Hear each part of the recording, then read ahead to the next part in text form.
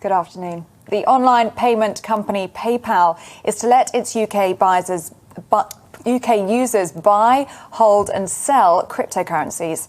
PayPal launched the same service in the US, which was then followed by a checkout with crypto feature, enabling PayPal users to actually spend their crypto when making purchases with online merchants. Available on both its app and website, the service will initially be limited to 4 cryptocurrencies: Bitcoin, Ethereum, Litecoin and Bitcoin Cash. Let's speak to Andrew Sachs, Head of Media and Analysis at ETX Capital in London. Andrew, this is a big move for PayPal to have made in the UK, isn't it? It certainly is. And actually, it's quite interesting because if you'd asked me this 2 years ago, do you think that major merchant services companies like PayPal would actually go down this route? I would have said definitely not, because back then, the whole cryptocurrency environment was very different and less developed than it is today. But here we are, after a huge flash crash in May, where $1 trillion was wiped off the value of the 5 major cryptocurrencies by just one tweet, highlighting its kind of community-orientated, very influencer-driven market. Is this Elon Musk? Yes, exactly. Elon Musk, who said that, rather amusingly said that Bitcoin was very power hungry in terms of mining and therefore bad for the environment. So Tesla cars wouldn't accept it.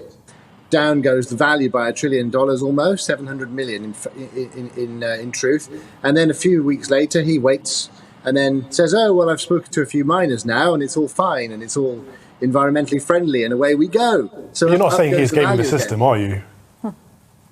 Well, you can, because it's a very community-orientated, peer-to-peer environment. So that actually stress tested it, because these particular cryptocurrency denominations that PayPal are looking at are the most popular ones, and actually a huge flash crash and then immediate return to value by specifically Bitcoin and Ethereum actually has stress tested the whole system, and it's really very robust nowadays. And so therefore 2 months ago, just after this happened, Visa along with PayPal both invested in a company called Blockchain Capital. So we could see this PayPal moving in this direction a few months ago. So they actually invested in a company called Blockchain Capital, which is a venture capital company which is set up to fund blockchain-orientated technology projects. So very interesting from their point of view, and certainly Visa going down the same route. Now, Visa have they're well known for very strict risk management. So one of their policies is to restrict certain industries from using their services, and also to limit the number of chargebacks. They monitor chargebacks. So therefore, if a company is doing business which results in lots of customers charging back, then they will cancel their merchant services agreement. So it's almost a benchmark among payment processing companies. So to have PayPal and Visa jointly investing $300 million in this blockchain capital company was a sort of precursor towards PayPal starting to offer holding and payments in cryptocurrency via PayPal. So we could kind of see that coming. And of course now, what I would say is really important with that is PayPal are really having to stay in a pole position here. There's a lot of companies out there now which are electronic trading companies and cryptocurrency exchanges and so forth, fintech companies, financial technology companies that are getting what's called an EMI license, electronic money institution license, which means they can offer electronic payments in cryptocurrency denominations as well as any other denomination.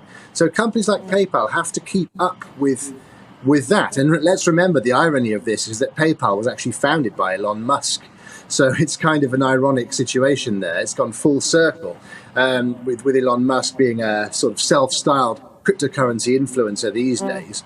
But of course, the PayPal have to do this, otherwise they'll be left behind by cryptocurrency exchanges, by electronic trading companies, by CFD and forex brokerages and so forth, which have their own platforms and develop their own technology. And therefore, they will have to compete in what is now a very keen marketplace for what's called a fiat on-ramp and a fiat off-ramp. So that means you go along to a cryptocurrency exchange or cryptocurrency venue, and you put your dollars or pounds or euros, your actual fiat currency in order to put it into cryptocurrency to then participate in a whole range of cryptocurrency services, such as smart contracts, all those blockchain orientated technologies, which are the way of the future.